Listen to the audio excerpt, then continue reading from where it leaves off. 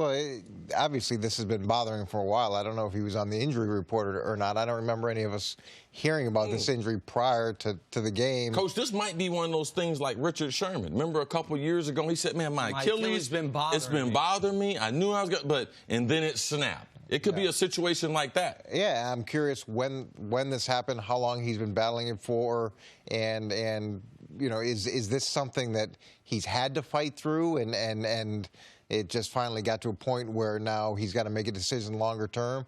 But if this happens, it's a dramatic problem for the Steelers, because their only chance is for him to play and him to make all those young receivers better because of the things that he brings to the table, and that's just not going to be the case with anybody who subs in for him. And then you look at the rest of the team; they're not running the ball very effectively at all, and defensively, there's nothing there to look at where you're encouraged by what's happening. Russell Wilson has 82% completion yesterday, and it's just, where is the silver lining in this situation right now? And the only silver lining was him continuing to play and the impact that he could have on the whole team by what he brings to the table. And listen, he was listed on Wednesday as did not practice, but they said it was not injury related. Full participant Thursday, full participant Friday, not on the injury report at all. And that Wednesday practice it's around the league. It is typically the best day to give your veteran players, your oldest guy. Talked to Fitzgerald. He talked about not practicing on Wednesday. Talked to Earl Thomas. He talked about being off on Wednesday. So that is part. That jives with them thinking, listen, Ben's elbow's a little sore, but that's because he's in year 16. He threw the ball 600 times last year, and his elbow's going to be a little sore. This is multi-layered devastation. For the Steelers for this year, as I've said before, it can get late early. And it's about to for them. I know they like Mason Rudolph. They drafted him despite having drafted our guy Josh Dobbs the year before. And they said we liked him, and Big Ben didn't want to mentor him, and so that's fine. But Mason Rudolph's not Ben Roethlisberger, who led the NFL in passing last year. You mentioned the other issues on their team. Before Ben got hurt, this offense was playing terribly through 6 quarters, now admittedly tiny sample size, and all of a sudden it looks like in the division they've got a great team.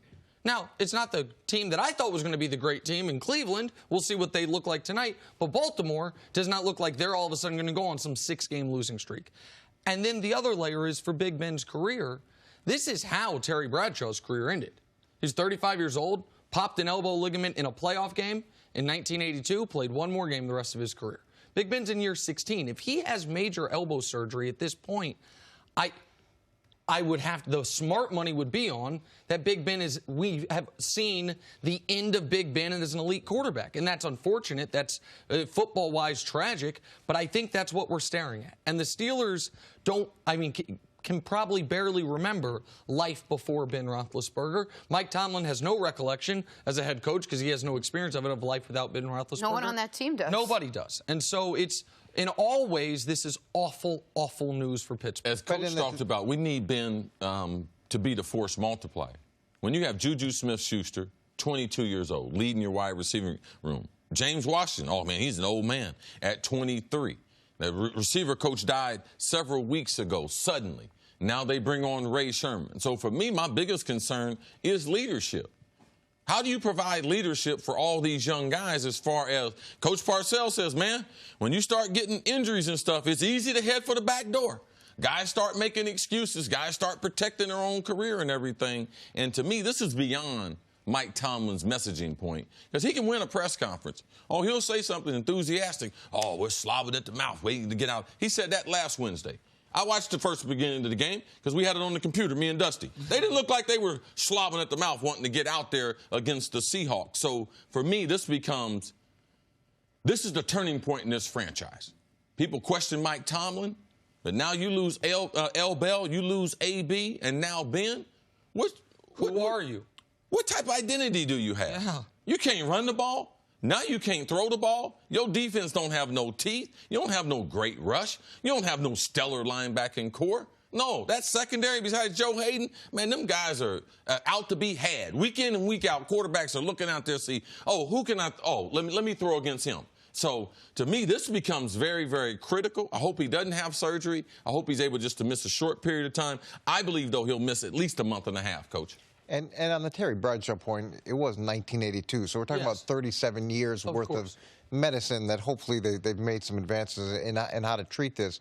And I do think when you look at these first two games, different than Dallas, they might have run into two of the better teams in the NFL with New England and Seattle. So there's a little bit preparation, credibility. Yeah, okay. And where things are going to be at the end of the season. I think we're looking at two really good teams in the NFL that they face. So I want to tempo that part down.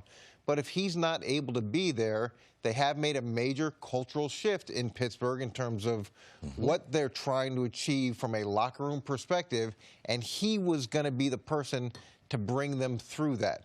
Now, without him, it's going to be really interesting to see where they go from a coaching perspective. He was also, just quickly, if I may, I'm sorry, Jenna, of our 5 elder statesman quarterbacks, Drew Brees, Eli Manning, Phillip Rivers, Tom Brady, Big Ben, the only one to get a contract extension into the next few seasons that if he is out or if he is a different player is going to hurt the Pittsburgh Steelers' ability to compete years moving forward. All the other quarterbacks his age or older are playing on the final years of their deal. That's an element of this as well. Well, and especially interesting that we talk about it, what happened with Drew Brees and a lot of these quarterbacks in that group. But this is a tough position for Mike Tomlin. You know, James Conner's hurt. You're not sure what you have with your wide receivers. Now your force multiplier is out and down for the count. Even if this great-minded, coach in Mike Tomlin, it's hard to pick and put together a roster that's going to go out there and win games. But when you look at when Tom Brady got hurt, Matt Castle was able to come in. They won 11 games. Okay, they were able to figure out a way to still win games, and Mike Tomlin's been there a long time, and Sean Payton's been there a long time, and they're both have great reputations. Now you're really going to get to see the value that they add to those groups, because the answer that's always been there is suddenly removed, and you've got to find not one answer, you've got to find a bunch of different answers to compensate for that. Just quickly, people bring up the Matt Castle year all the time, and they did go 11-5. That's one way to look at it. Another way to look at it is with Tom Brady, that roster was 16-0. And the next year they were -5 wins. If this team goes -5 wins, they go to 4 wins from where they were last year. So and Matt Castle proved to be, I guess, a competent backup quarterback in this league. But I don't think it's a totally fair comparison, because that Patriot team Castle was taking over was extraordinary. This Steelers team, as we've just talked about, is missing a lot of talent. I think what Coach is saying, though, they did have a system to lean on. They knew what they were going to do. We're going to be ball control, lean on the defense. In Pittsburgh, what does Tomlin do? Who are they? What's their identity now? Yeah, besides try to win the press conference. Foaming at the mouth. Coach, thank you so much for joining us today. All right, thank you. Thanks for watching. Subscribe here to get the latest from the show. Also, be sure to check out more of the best clips from First Things First, or go watch a few segments from our other shows on FS1.